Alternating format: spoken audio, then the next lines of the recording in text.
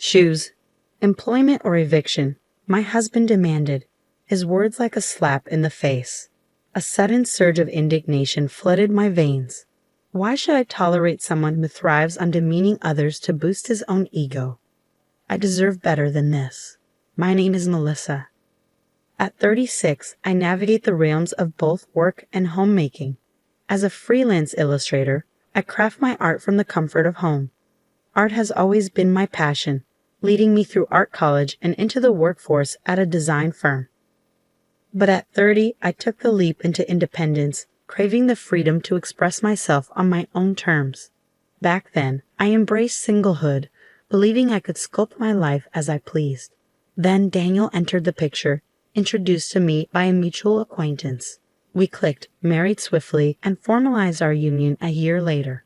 Daniel's job as a salesman for a company with branches scattered nationwide kept him constantly on the move. With his demanding schedule, he suggested I take on the role of a housewife, prompting me to temporarily set aside my career as an illustrator. It made sense. Someone had to tend to the household while he juggled long hours and frequent travels. I viewed it as a mutual support system, an essential part of our marriage. While I didn't mind putting my career on hold, I believed I could always pick up where I left off once things settled down, all while pursuing further studies. Despite the adjustments, our love remained strong, grounded in trust and understanding. We shared a bond that weathered the challenges of distance and busy schedules. However, life had a surprise in store for us. Daniel received a promotion to lead a new sales office, signaling an end to the constant transfers. It was a significant milestone, commonly referred to as a promotion. With my new position came the promise of stability. We wouldn't be uprooted anytime soon, allowing us to establish roots in one city at last. The constant nomadic lifestyle had worn us down, leaving us yearning for a sense of permanence. Now the prospect of settling in a single town filled us both with relief and joy. Previously, my focus had been solely on supporting my husband, leaving little room for personal aspirations. But with this change, I dared to envision a different future, one where I could resume my career. However, the transition didn't unfold as smoothly as I had anticipated. While my husband grappled with the demands of his new role, overseeing the transition and launching fresh branches, a new challenge emerged. The soaring cost of living in our new city exceeded our expectations. Surviving on my husband's income was a tightrope act we managed, but just barely. Unfortunately, his company didn't extend any help with housing costs, leaving us to foot the bill entirely on our own. Despite our desire to save for the future, his paycheck barely covered our basic expenses. The thought of dipping into our savings crossed my mind, but it didn't sit right. Security was paramount. So I broached the subject with my husband, asking if it would be feasible for me to work as well, provided I still maintained the household. His response was hesitant, eventually conceding with a cautious agreement, albeit with a caveat to prioritize homemaking. Though his words struck a discordant note, I attributed it to the upheaval of our changing circumstances. After all, I've always supported him wholeheartedly as a housewife. I chose not to dwell on the unease lingering beneath the surface. As I ventured back into the workforce, thrilled to have found a job I truly enjoyed, and noticed a troubling shift in my husband's demeanor. Gone was the supportive partner I once knew, replaced by someone critical and discontented. "What's the deal with this dinner?" he grumbled one evening, eyeing the spread of roast chicken, themed vegetables, chowder, and fruit with disdain. "This food sucks. Why are you cutting corners when you're home all day?" His sudden nitpicking caught me off guard. It was a behavior he'd never exhibited before. "This food is like hospital meals. It's not building up any strength," he continued, his criticism relentless. Feeling defensive, I explained, "That's not true. I found some deals on ingredients, so I made a main dish and a side. You like hearing that?" His response was a shout of frustration. "What are you saying? My salary is too low." I couldn't understand his reaction. My return to work was supposed to bring fulfillment and a sense of contribution, not discord within our household. His sudden outburst left me reeling, stunned by the venom in his words. Why was he twisting my intentions like this? His anger rendered me speechless. "Do you have any idea how hard I work to support you?" he snapped, his frustration palpable. "Just when I get promoted and things are looking up, don't mess it up by doing something unnecessary." I yearned to retaliate, to defend myself, but I held my tongue. Perhaps he was under immense pressure, burdened by the weight of his new responsibilities. He was the one in charge now, tasked with safeguarding our family's well-being. In that moment, I felt the pang of guilt. Maybe he was just exhausted, overwhelmed by the demands of his role. "I'm sorry," I murmured, swallowing my pride. "I apologize." In my heart, I convinced myself that his outburst was merely a manifestation of fatigue and stress. Despite my return to work, his domineering demeanor persisted. "Hey, are you slacking?" he barked one day, interrupting my tasks. "I'm cleaning the bathroom." "Where's the shirt I was going to wear today? At least shine my shoes." His behavior was a far cry from the person he once was. What had changed? It seemed like he had transformed into someone unrecognizable, prone to constant yelling and shouting.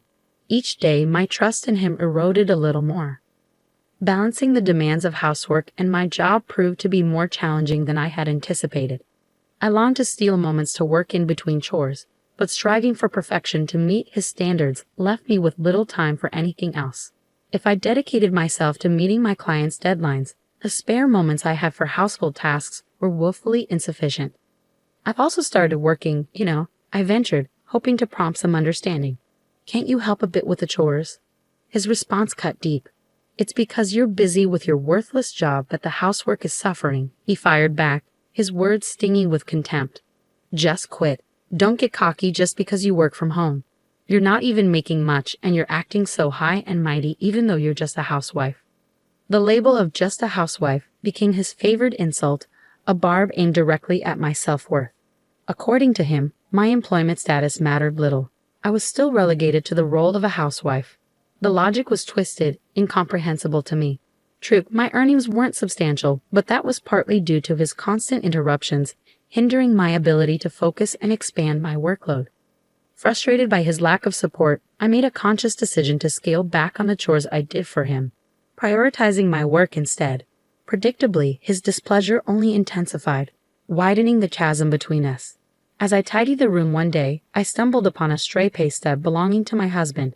Carelessly left on the desk, it piqued my curiosity. I was familiar with his salary, but I had never seen a pay stub before. Driven by a nagging sense of curiosity, I couldn't resist taking a closer look. To my shock, the amount listed on the pay stub was significantly lower than what I had been led to believe. It was barely half of what I had expected. Confusion clouded my mind. Where was the missing amount coming from? My husband provided me with monthly living expenses and rent, with the remainder for his personal spending. Hadn't he recently been promoted? How could his salary have plummeted like this? Since when had this been going on? I scoured through the papers, searching for any earlier pay stubs, but came up empty-handed. What was the truth behind this discrepancy? In that moment, my lingering suspicion towards my husband solidified into certainty. We couldn't possibly sustain our livelihood on this reduced amount. What was he thinking? Why had he kept such a crucial detail hidden from me? Why hadn't he disclosed that his salary had taken a nosedive? As I gathered the pay stubs, preparing to confront him, the shrill ring of the phone shattered the tense silence. On the other end was my husband's uncle, a relative I had only crossed paths with a handful of times. "Uncle, it's been a while. What's going on?" I greeted him, trying to mask my growing apprehension. "Well, it's a bit awkward, but I've lent him some money. It's been a while, and I'm starting to wonder when I'll see it back. I'm in a bit of a tight spot," he confessed, his tone uneasy. "He owes you money?" The pieces of the puzzle fell into place. My husband had been bridging the gap in his salary with loans from his uncle, a substantial sum reaching into the tens of thousands. As the realization hit me, I felt a surge of guilt. I apologized profusely to his uncle, promising to repay him as soon as possible. Despite the situation, his uncle showed remarkable kindness, reassuring us with a gentle, "Just pay it back when you can."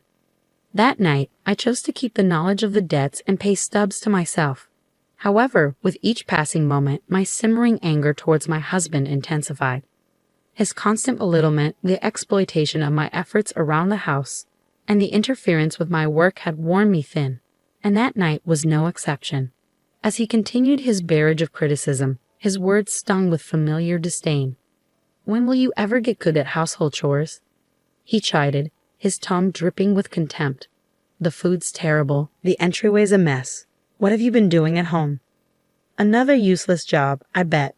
Being a housewife must be easy. His relentless tirade only fueled the flames of resentment burning within me. Doesn't he realize the contradiction in his words? I fulfill the same household duties as anyone else. If you're unhappy, why don't you take over? You've been coming home on time lately. You're capable, I countered, refusing to yield. But my defiance only seemed to stoke his anger. With a forceful slam of his fist on the table, he snapped.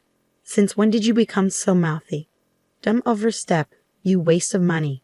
Do you even know who's providing for you? I refused to back down. What's wrong with standing up for myself? I'm doing my part. What about you? I challenged him, meeting his glare head-on. I refused to tolerate this any longer, I declared, my resolve firm. But he showed no sign of backing down. You pretend to contribute around the house, but you're all talk. Start earning, then we'll talk. I bit back the retort that rose to my lips, recognizing the hypocrisy in his words. Maybe the same could be said for you, I thought, but I held my tongue. Should have never married you, he continued, his words laced with venom. What a drain on our finances you've become. You keep complaining about money, so why don't you do something about it? If you're not going to work, then leave. I gathered my already prepared bags and made my way towards the door. You can't handle anything on your own, anyway. Why do you think you can leave?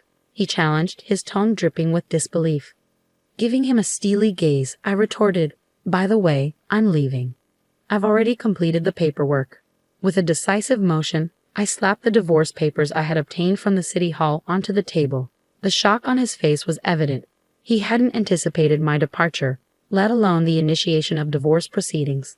He stood frozen, rendered speechless by the sudden turn of events. Well, that settles it, I stated firmly. Make sure you fill out your portion and submit it soon. With that, I turned and left, determined to reclaim my autonomy and forge a new path forward. I departed from our home and made my way to my parents, where I had already briefed them on the situation. They greeted me with open arms, providing comfort and support in the midst of turmoil. As I recounted the sudden shift in my husband's behavior, the revelation of his true income, and the mounting debt he had concealed, my parents grew increasingly concerned. Their advice was clear: divorce him without delay. I shared their sentiment, fully intending to initiate the divorce proceedings. However, a nagging doubt lingered in my mind. Would he even cooperate and complete the necessary paperwork? Dad mentioned he'd connect me with a lawyer if things got complicated. I confided to my father, grateful for his supportive stance and the promise of legal assistance. With each passing day, I longed for a swift resolution to my marital turmoil. A week after my departure, my husband unexpectedly appeared at my parents' doorstep. "Have you completed the divorce papers?" I inquired, bracing myself for his response. "Sorry, I wanted to ask if you had filled them out. Can we please discuss this? Can you reconsider the divorce?" His plea caught me off guard. He seemed uncharacteristically vulnerable. Though my parents regarded him with skepticism, they conceded that a conversation was warranted. It turned out there was never a promotion. His supposed career advancement was nothing but a fabrication. In reality, he had been reassigned to a subsidiary, a move that amounted to a demotion, hence the decrease in his salary. The truth was a bitter pill to swallow. It seemed he had never quite excelled in his role.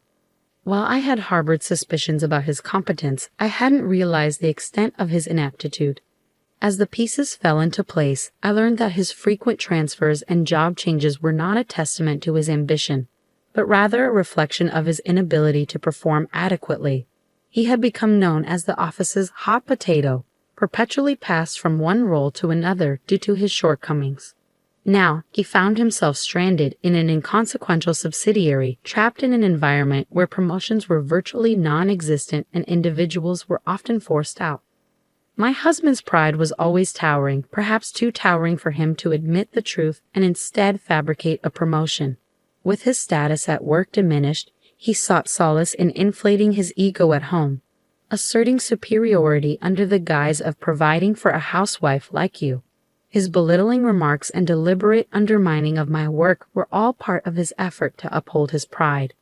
"It took your absence for me to realize how much you were earning before you left," he remarked, a veiled attempt to salvage his wounded ego, I strategically left a copy of my bank statement in his room. Despite earning less than him, my income was still significant enough to support our lifestyle. I realize I need you, I confessed, acknowledging the practical realities of our situation. I can't manage the rent alone, but together, I believe we can overcome these challenges. Let's give our relationship another chance. I want to build a future with you, one without causing each other pain. His eyes welled up with tears at my heartfelt plea, but I remained resolute. If you're struggling with rent, then perhaps it's best for you to find a more affordable place on your own, I suggested bluntly. And what about your uncle's debt? You need to address that too. His shock at my knowledge of his debts betrayed his ongoing attempts to conceal his financial burdens and start afresh. Some people simply refuse to face reality. I understand you were trying to make ends meet by borrowing from your uncle, but if we're considering a fresh start, shouldn't honesty be our foundation?